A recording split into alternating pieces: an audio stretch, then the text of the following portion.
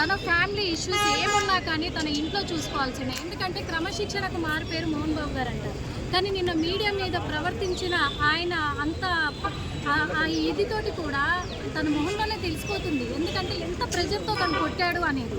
ఎందుకంటే తన విషయంలో అసలు క్రమశిక్షణ ఏమైంది, ఎటుపోయింది అనేది కూడా మనం తెలుసుకోవాల్సిన అవసరం కూడా ఉంది. అదే కాకుండా నిన్న చూసుకున్నట్లయితే మంచు మనోజ్ గారే గేటు తెరిచి మీడియా వాళ్ళని లోపలికి అలో చేశారు. అది అందరం చూసాము. మరి మీడియా వాళ్ళని మంచు మనోజ్ లోపలికి పిలిచినప్పుడు అది రోడ్డుపైకి ఎక్కిందే కదా, రచ్చ ఇప్పుడు రోడ్డు మీదకి రచ్చ చేసినట్టే కదా, రచ్చ మొత్తం రచ్చబండ మీదకి ఎక్కినట్టే కదా. ఇప్పుడు మీడియా వాళ్ళు ఉన్నాయి లేనివి రాస్తున్నారు, మాట్లాడుతున్నారు, చెప్తున్నారు, మా మీద ఎలిగేషన్స్ చేస్తున్నారు. ఇది కుటుంబ వ్యవహారం అని మోహన్ బాబు గారు ఒక ఆడియో కూడా వాళ్ళకు సమాచారం అందకుండా ఎలాంటి పరిస్థితుల్లో కూడా ఇళ్లలోకి చొచ్చుకొని చొరబడి వాళ్ళ వ్యక్తిగత విషయాల్లో జోక్యం చేసుకోరు.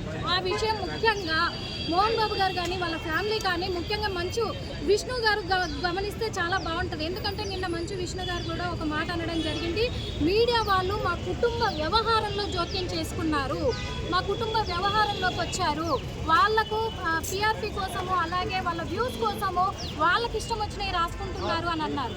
అంత ఈజీగా మీడియా వాళ్ళు వాళ్ళకి ఇష్టం వచ్చినవి రాసుకునే ఇదిలో వాళ్ళు లేరండి. ఎందుకంటే ఎక్కడ అన్యాయం జరిగినా, ఎక్కడ అక్రమం జరిగినా, అది మంచి కానీ చెడు కానీ ప్రతి ఒక్కటి కూడా ప్రజలకు చేరువ చేయడానికే, ప్రజలకు చేరడానికే మీడియా ఎప్పుడు ముందుంటుంది.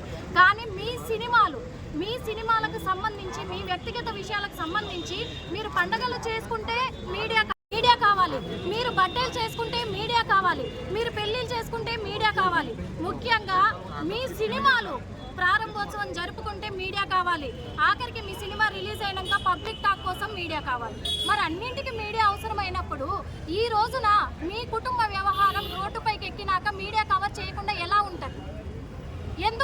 ఎందుకు మీడియాని నిందించడం జరిగింది? మీడియా మీద చేసుకోవడం ఎందుకు జరిగింది? మోహన్ బాబు గారు అంత పెద్ద ఆయన, అన్ని అనుభవాలు కలిగిన ఆయన, సినిమా ఇండస్ట్రీలో ఎంతో పెద్ద వ్యక్తి. అలాంటిది ఆయన క్రమశిక్షణలో అందరు కూడా మంచు ఫ్యామిలీ అంటే చాలా క్రమశిక్షణ అని చెప్పారు. మరి ఈ రోజు ఏమైంది మీ క్రమశిక్షణ? మీడియా పట్ల అంత దురుసుగా ప్రవర్తించడానికి మీ క్రమశిక్షణ ఏమైంది? మీ కుటుంబ సభ్యుడుగా, నీ కన్న కొడుకుగా నీ కొడుకును కంట్రోల్లో పెట్టుకోలేక మీడియా మీద పడితే మీకు ఏమొస్తుంది చెప్పండి. అందుకు మీరు ఖచ్చితంగా కూడా మీడియాపై దాడి చేసినందుకు, మీ విచక్షణాన్ని మీరు కోల్పోయినందుకు ఈ రోజు బహిరంగంగా ఖచ్చితంగా మోహన్ బాబు గారు అయితే క్షమాపణ చెప్పి తీరాలి అని ఒక మీడియా మనిషిగా నేను కోరుకుంటున్నాను. అంతేకాకుండా మరి ఈ విషయాన్ని ఇంకొన్ని కూడా ఉన్నాయి. మోహన్ బాబు గారికి భయపడి అసలు ఈ కేసును మాఫీ చేస్తారు, ఈ కేసును అయితే కప్పిపుచ్చే ప్రయత్నం అయితే చేస్తారు అనేది ఉంది. కానీ మీడియా తలుచుకుంటే జరగదంటూ ఏదీ లేదు, మీడియా తలుచుకుంటే చెయ్యందంటూ ఏమీ లేదు.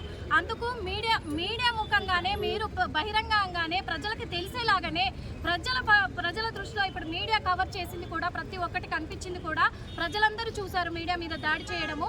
అలాంటిది అంతే విధంగా కూడా మళ్ళీ క్షమాపణ చెప్పి తీరాలి. మంచు విష్ణు కూడా క్షమాపణ చెప్పాలి. ఎందుకంటున్నానంటే మంచు విష్ణుని ఆయన ఒక మాట అన్నారు, ఏమన్నారంటే ఇది ఆఫ్టర్ ఆల్ అన్నారు. ఒక మీడియా వ్యక్తిపై దాడి చేయడం అనేది ఒక ఆఫ్టర్ ఆల్ అన్నారు. ఆఫ్టర్ ఆల్ ఎలా అవుతుంది అది? ఇప్పుడు నీ తమ్ముడు నీ పైన చేయి చేసుకుంటే ఆఫ్టర్ ఆల్ లేదు, నీ తండ్రి నీ తమ్ముడి మీద చేయి చేసుకుంటే ఆఫ్టర్ ఆల్ లేదు, కానీ మీడియా మీద చేయి చేసుకుంటే ఆఫ్టర్ ఆల్ ఎలా అవుతుందండి? మీరు ఈ రోజున ఆ రోజు అసోసియేషన్ మెంబర్గా నిలబడ్డప్పుడు, ఫిలిం ఛాంబర్లో ఎలక్షన్స్ అప్పుడు మీడియా వచ్చి కవర్ చేయకపోతే మీరు విజయం సాధించారనేది తెలిసిందా మీకు? లేదు కదా.